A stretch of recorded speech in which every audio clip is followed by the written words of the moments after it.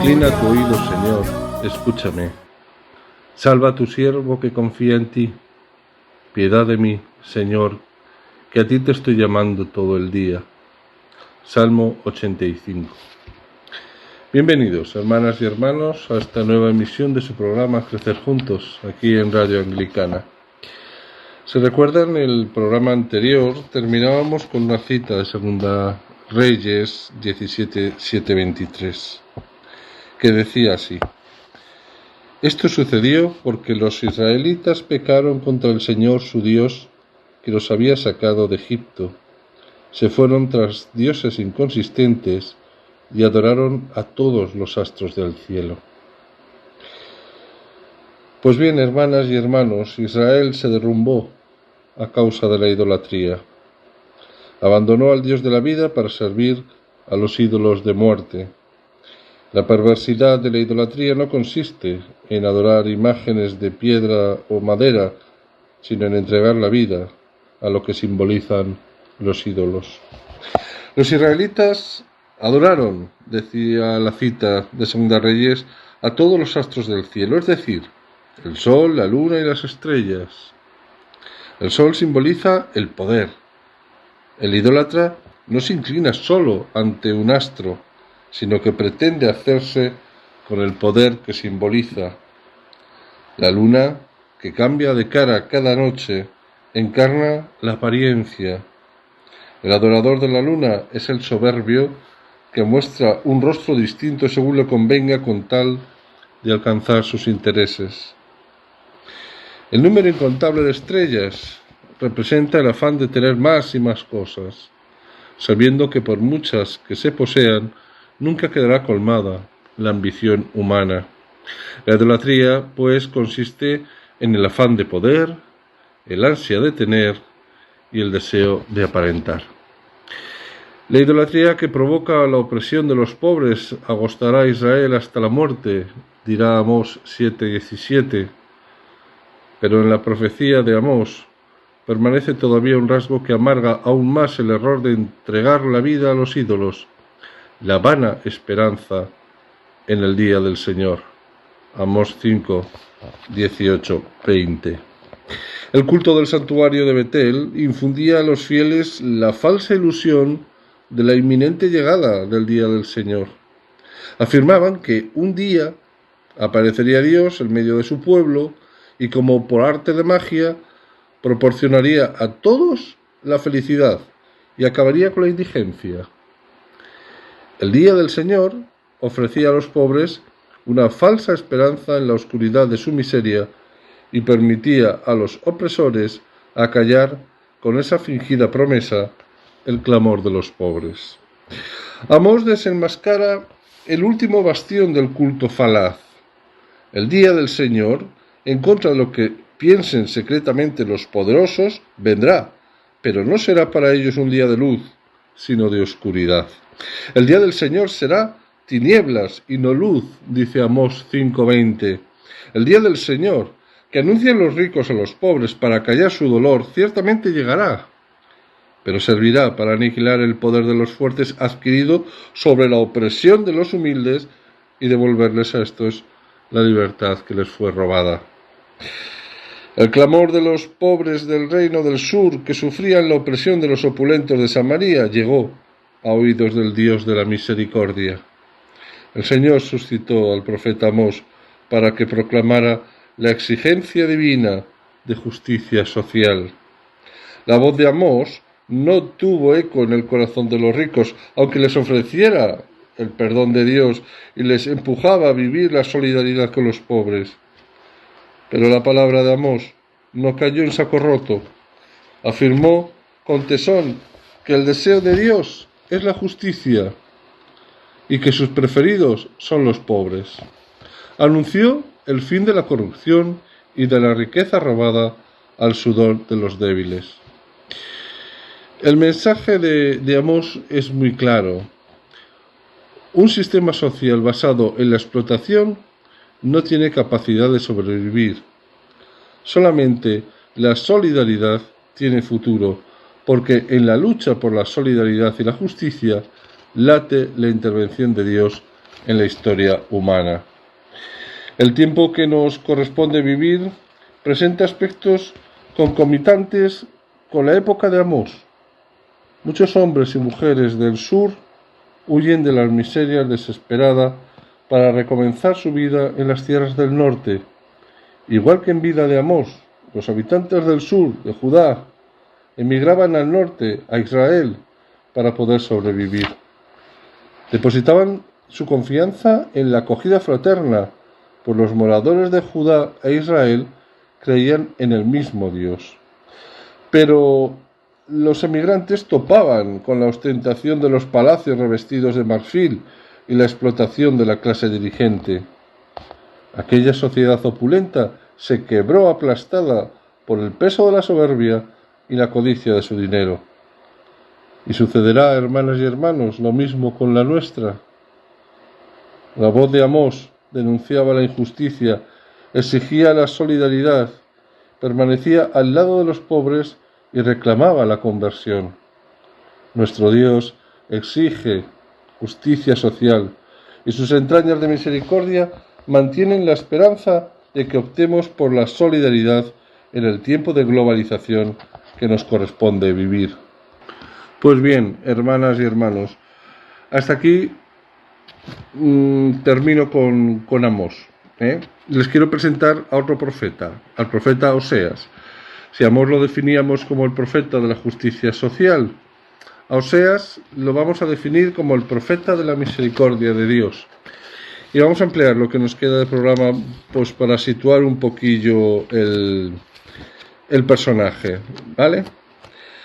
Bueno, pues a ver, ¿qué podríamos hacer? Durante el reinado de Jeroboam II, los años 787 al 747 a.C., Israel vivió una época de esplendor a costa del dolor de los pobres, que lo estábamos viendo con el profeta Amós.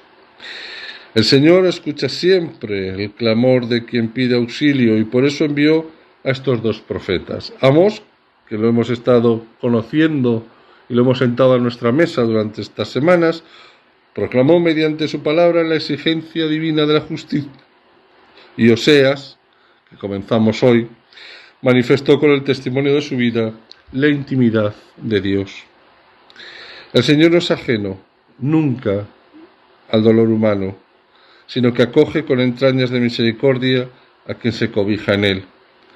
La experiencia matrimonial de Oseas será la expresión de la ternura de Dios, quien a la vez reivindica la justicia con la fuerza del grito de Amós. Bueno, pues vamos a comenzar exponiendo la situación religiosa de la época de Oseas. Y yo creo que lo mejor sería en Oseas 1, capítulo 1, versículo 2 al capítulo 2, versículo 3, la mejor forma para situarlo después en el contexto de la profecía. Podemos comentar los elementos más destacados de esta cita y realizaremos una breve síntesis final que aplicaremos a los fragmentos que vamos a meditar. Pues bien, ¿cuál era la situación religiosa de Israel en la época de Oseas? Según el primer versículo, Oseas predicó, como hemos dicho, en el tiempo de Jeroboam II, y según se deduce del resto del libro, su misión se desarrolló en el reino de Israel. La situación política y social de la época la relatamos al comentar la profecía de Amós. Vamos a intentar evitar muchos de los denominadores comunes. Al estallar la guerra civil, tras la muerte de Salomón en el año 931 a.C., el reino del norte alcanza la independencia. El primer rey, que fue Jeroboam I, 931-910, había sido un alto funcionario de Salomón que se rebeló contra el monarca y tuvo que huir a Egipto, como vemos en Primera Reyes 11, 26-40. Al proclamarse la independencia del reino del norte, ocupó el trono y edificó la capital en Siquem, Primera Reyes 12, 16-25. y la división política implicó la fractura religiosa. La Biblia censura dos aspectos del comportamiento religioso de Jeroboam que transmitirá como herencia a todos los reyes del norte. El rey temía que las gentes de su reino continuaran peregrinando a Jerusalén para dar culto al Señor y por eso, después de aconsejarse, construyó 2 becerros de oro y dijo al pueblo: se acabó el subir a Jerusalén. Israel, aquí tienes a tu Dios, el que te sacó de Egipto. Primeras Reyes 12:28. Reedificó los santuarios de Betel y Dan, situados en las fronteras sur y norte del reino, y colocó un becerro en cada templo. Y se quedó tan ancho. La acción de Jeroboam evoca el pecado de Israel en el desierto. Moisés había subido al monte Sinaí, como bien sabemos, para recibir las tablas de la ley. Viendo el pueblo que Moisés tardaba en bajar, se congregó ante Aarón y le dijo: anda, haznos una divinidad que nos guíe, porque no sabemos qué habrá sido de ese Moisés que nos sacó del país de Egipto. Éxodo 32:1. Aarón pidió al pueblo que le entregara las sortijas de oro. Fundió el metal, lo trabajó con el buril y construyó un becerro chapado de oro. Y el pueblo exclamó al ver la figura: Israel, este es tu Dios, el que te sacó de Egipto. Éxodo 32:4. Jeroboam I y Aarón conducen al pueblo al mismo pecado. Sustituyen al Dios liberador por un becerro de oro que a la larga conducirá a Israel al desastre.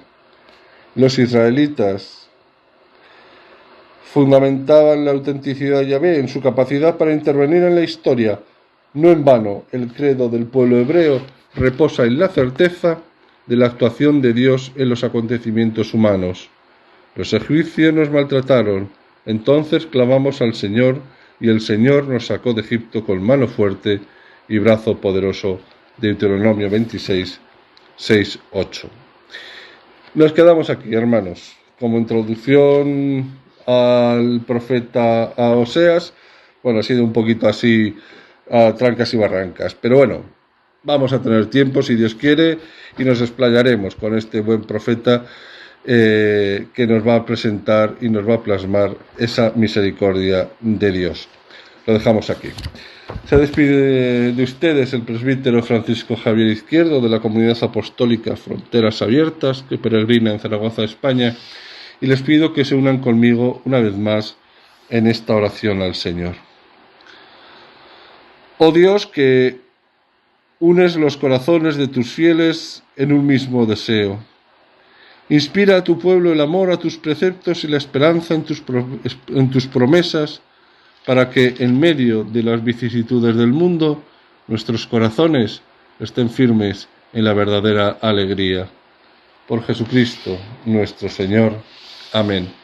Pues bien, hermanas y hermanos, solo me queda emplazarles a la próxima emisión de este su programa, Crecer Juntos, aquí en Radio Anglicana.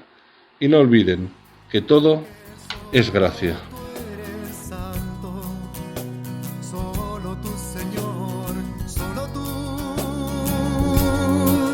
Altísimo Jesucristo, con el Espíritu Santo en la gloria de Dios Padre. Amén. Gloria a Dios en el cielo y en la tierra, paz a los hombres que ama el Señor.